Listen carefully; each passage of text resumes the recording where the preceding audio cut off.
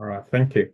So last time that we did the interview prep, we went through the mind map, how to create your CV or how to create your CV using mind map, so that you can get ready for interview. The purpose is like once you have your CV, and then you can create them into a mind map, which is easy for you to visualize when you're at the interviews, actually. So for instance, when I'm at the interview right now, I've got this, so I know it's got four legs, right? My certification, my education, my experience, and my skill.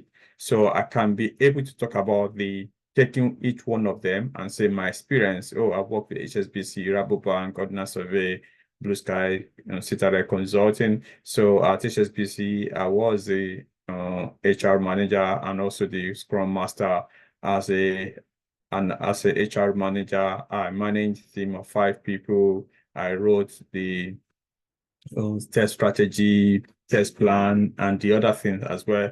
As the Scrum Master, I created the Azure board for the team, facilitate the Scrum Master ceremonies, and yeah, and the likes. So basically, you can see that with this, I've kind of gone through the experience with that, and also I can now go back to Rabobank. What did I do at Rabobank? What did I do at Ordnance Survey? What did I do at European Bank of Construction? So yes, those are the things that you need to put there. So the same thing applies to your soft skills and also your technical skills as well. So in the technical skills, you want to put the tools and the language. So this is for the technical guys anyway.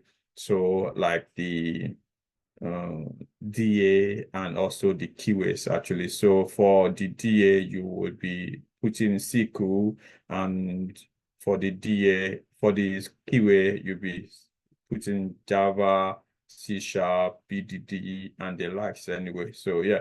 So, and for the others, even including the DA and the keyword, you want to put the tools that you use, right? So for the BA, Balsamic, VCO and the likes anyway, you want to talk about that. So that when you go for interview and you talk about your experience, you also mention the skills and the tools that you use as well.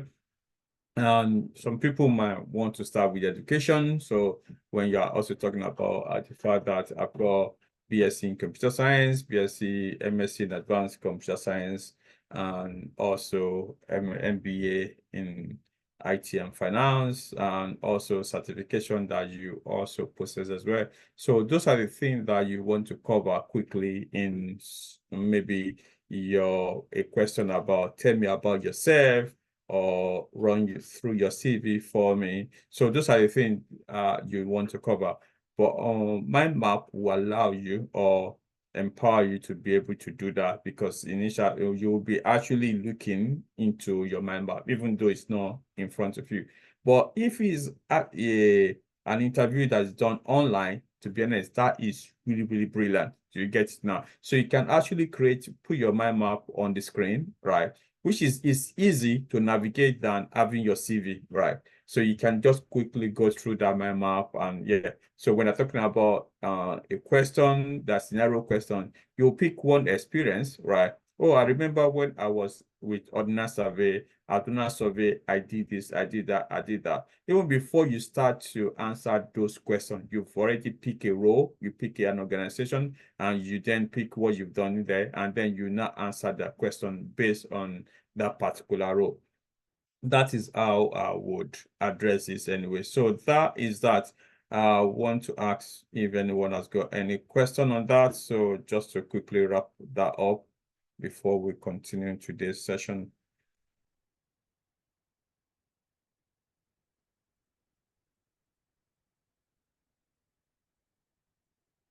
Okay, all right. So continue from there. I've actually spoken about the introduction to your interview. I mentioned that you need to do research about the interviewers, look at them on LinkedIn, and you need to you need to give first impression. It lasts forever. And also, I've also prepare for some questions like tell me about yourself, run through your CV for me, and some other relevant skills and experience that you have for the role. You need to make sure that you understand them And also, yeah, study your CV, know what your careers is, just have a good story about around your skills and experience. And also for the company as well, you need to do a research about the company, their product, their services, about them, the people, the management, look at their social media handles, check Glassdoor, check on LinkedIn reviews, and even customer company house as well. So it's very, very important. Understand the company's history, the mission, the value, and the culture of the company. Explore their products and services, and even recent news as well. You need to look into that anyway. So, and look at those, how they match the job description, okay? You also need to kind of look at the job description very well, analyze the skills that they need, the responsibilities, so that when you are talking, right, you are talking based on the required skills. Okay. Someone is asking I should post the link to the Miro. Of course, unfortunately not, because that one is my personal one. So you need to kind of go to Miro.com and create your own by yourself. Okay. All right, going on also, if there's any project, sometimes the recruiter might have told you about project that they're working on, so, and also the skills they need on the project. In some cases, it might also be in the job descriptions as well. So know that as well. The technical stack that they are looking for is very, very important. And also the team that they work on. If I may say now, it's very, very important, please. So, because I know you guys work with a large number of people, right? So, and you might have maybe 6 or 7 BAs in your team. That is not ideal agile team. At the beginning of the program, I also asked you to put the ideal agile team in your conference page, which I know some people have done. So just to clarify that, okay, in an agile team, you have one ADM or one APM, right? Yeah, one Scrum Master and one product owner, one BA. But in rare occasions, you might see 2 BAs anyway, but more often one BA. Let me repeat that again. One APM or one ADM, okay? And one Scrum Master, okay? One product owner, one BA, okay? And also, you might have 3 to 5 developers, 1 to 2 testers, okay, or 1 to 2 QAs, okay. But one thing I say in terms of developer to QA ratio is 1 to 2, right, or 1 to 3, right? Which means that when they have like 6 developers, they may have 2 QAs, right? When they have 3 or 4 developers, they may have 1 or 2 testers. So sometimes like 1 to 3 or 1 to 2 in terms of developers to QA, right? So, and in some projects also, that data-driven projects, you will have at least 1 data analyst and 1 data scientist or data engineer, depending on what they call it, okay? So that is the composition of an ideal agile team. So I don't want you to go for an interview and start talking about, oh, in my team, I have 5 or 10 BAs, right?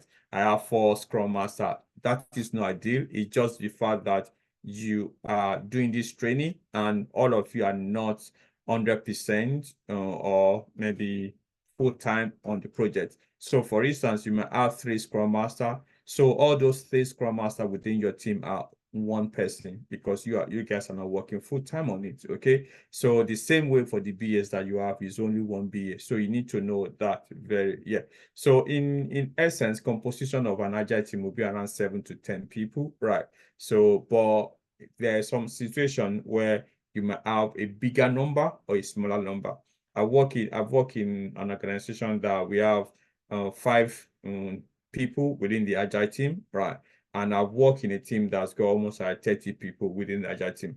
So I just need to, when you go for interviews, you need to talk about the one that you work with anyway. So, but what I have told you right now, if you want to go for interview, right? So you have 1 Scrum Master, 1 ADM, 1 product owner, 1 BA. I would say 5 developers, two testers. And because we have a data project, so one data analyst and one data engineer. So that is the composition of the team I want you to, portray. Okay. So if you do have any questions, so you can put it on the chat or you can raise your hand on that so we can look into that. Okay. All right, cool. So,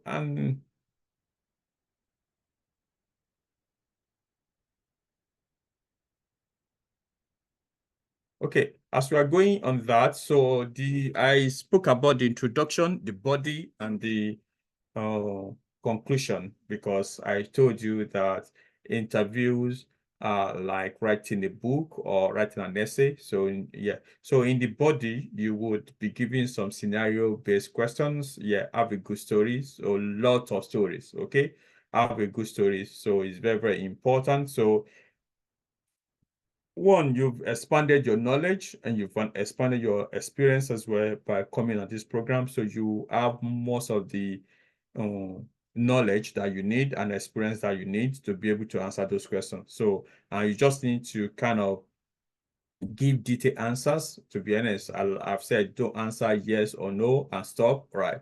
Make sure that you give a lot of detail, right?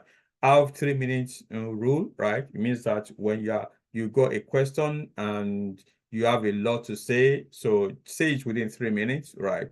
I would say 3 or 2 is okay, 2.5 is right, 3 is okay. Less than 2 is not good, okay? So less than 2 minutes is not good. Okay. More than 3 minutes, it's also not good. Okay. So if you have more to say, even after 3 minutes, so pause a bit and ask them that I still have a lot to say. Do you want me to continue? And if they say, okay, continue, and that, then you can continue.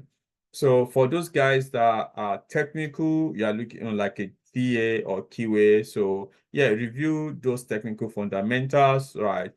Programming languages, brush out on those languages you've learned about C#, pick a C# book just for you to learn about that, learn about the data structure, algorithm, and the likes. So on list, queue, because you never know, they might ask anyway, even if you don't understand it, just kind of, have a knowledge about it anyway. So that is fine. The same way for the DAs as well. So you know all these SQL statements and the likes anyway. So, and also develop soft skills as well. So communication, you need to communicate clearly, and interview is not do or die. Please enjoy interview, enjoy it. Okay, don't go there and it's like like the world is going to stop if you don't get the job. Enjoy it. Okay, and also prepare for some behavioral questions. Yeah.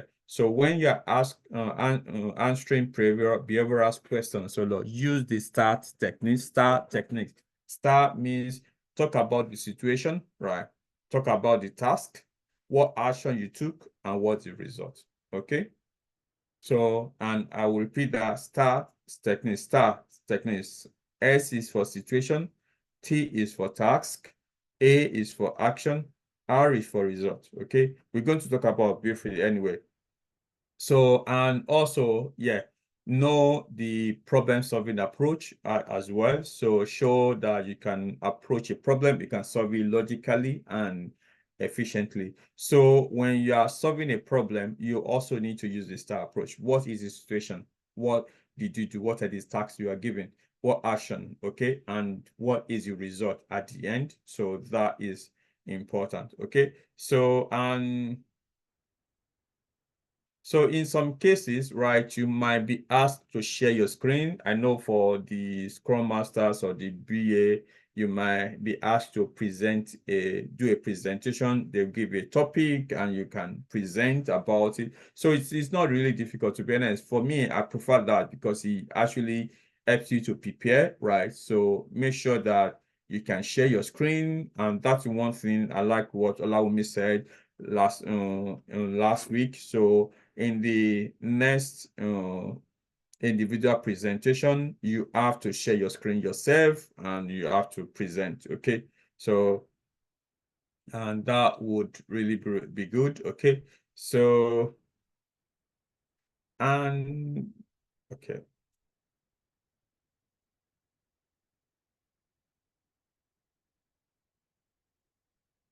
So, and also you need to, during the body of your interview, you also need to understand the tools and technologies that you've used on the job anyway. So I think I've also spoke about that anyway. So that would be the body of the whole interview. At the end of the interview, you need to prepare, right, to finish well, right? And like they say, finishing matters, okay? It's very, very important. Do have questions for the interviewers, okay? I would say prepare for 5 to 7 questions, okay? Because yeah, prepare 5 to 7 questions, but answer, or you can ask 3 to 4 questions depending on the time. But sometimes you might not have opportunity to ask that much, but at least have like 5 to 7. I'll tell you why, because sometimes, let's say you prepare to ask the question about the team, right? Oh, I'm going to ask about the team they're working on. And at the beginning of the interview, right, the guy said, I'm going to talk about, okay, let's say you prepare 2 questions and say, well, I'm going to ask about the team, I'm going to ask about the project. But at the beginning of the interview, the guy said, oh, I'm going to tell you about us. The guy talk about the project they're working on. He also spoke about the team that you'll be working with. So at the end of the interview, it will be wrong for you to now ask, can you tell me about the team? Because the guy already told you, right? And I can tell you the best question to ask is a question that relate to the interview directly, right? Even though you've prepared 5 to 7 questions, there's some questions that are related to what the interviewer have just said, right? That you want to ask question about so that you can he or she can elaborate on. So, and that's really, really good. So for instance, he mentioned the fact that we use this particular tool. Oh, you use this particular, I've used it before. Is it this particular version that you use or this particular version? Those ones shows that you are actually listening to the interview or you are not under pressure, because some people just go for an interview and they don't listen. They just want to quickly finish it and go away, right? So it's very, very important to listen so that as you are going through the interview, you are jotting down some questions or you are putting in your memory, okay, this person said this. Okay, this is a follow-up question that I need to ask based on what you just said. So you need to look at that. But if before the interview, you can also prepare 5 to 7 questions anyway, and then ask. Okay.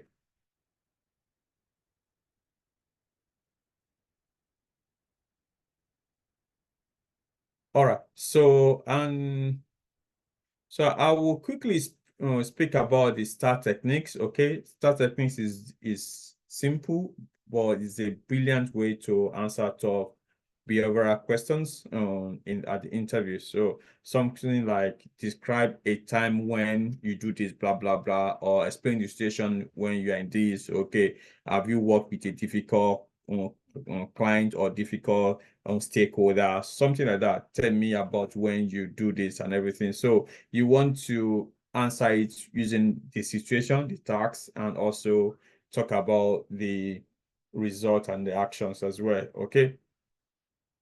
So, and also,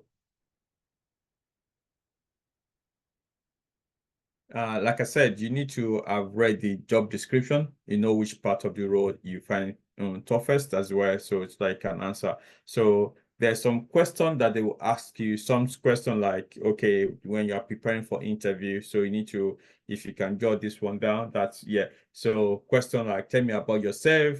Why do you want to work for the company? When have you provided excellent service, or what have you done to improve the company profit within your organization? Yeah.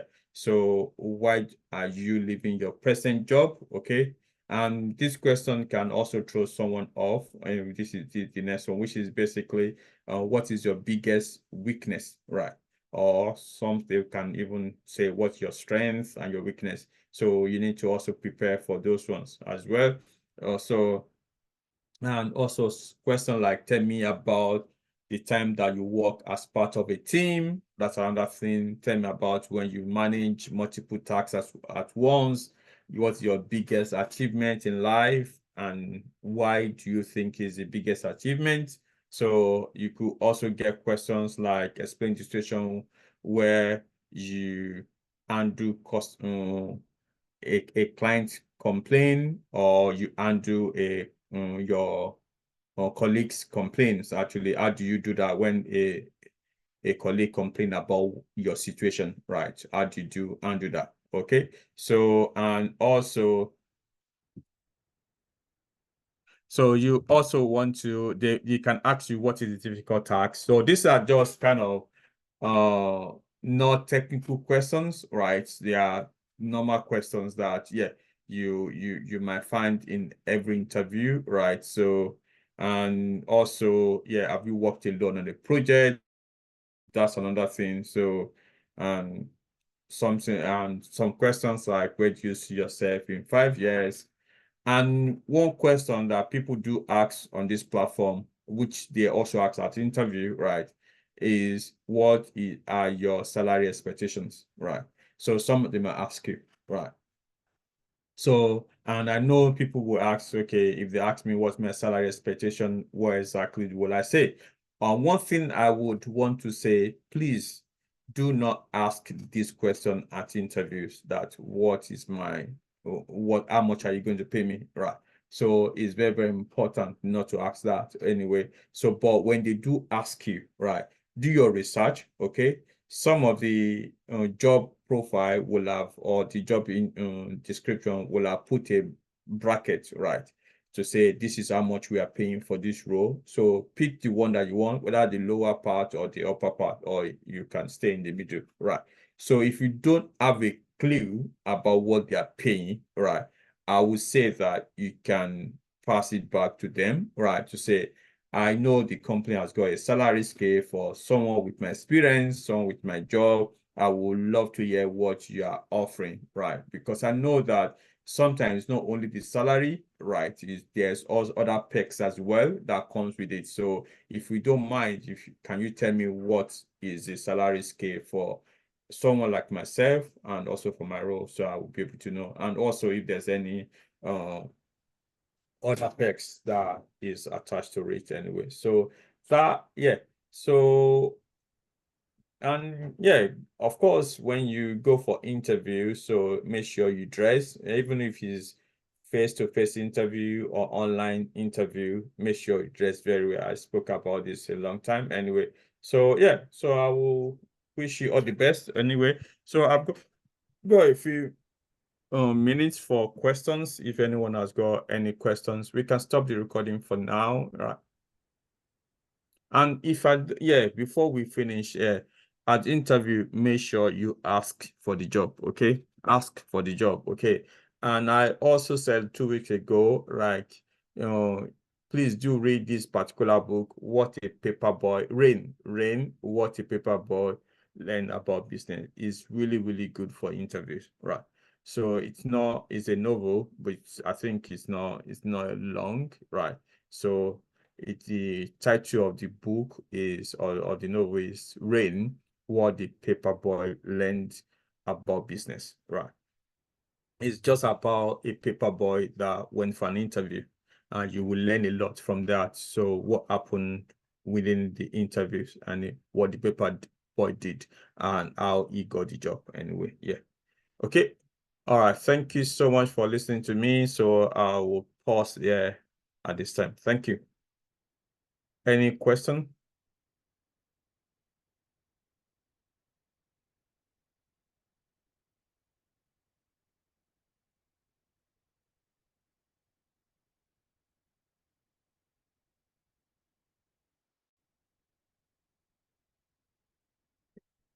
All right, can we stop the recording? We'll start the next session.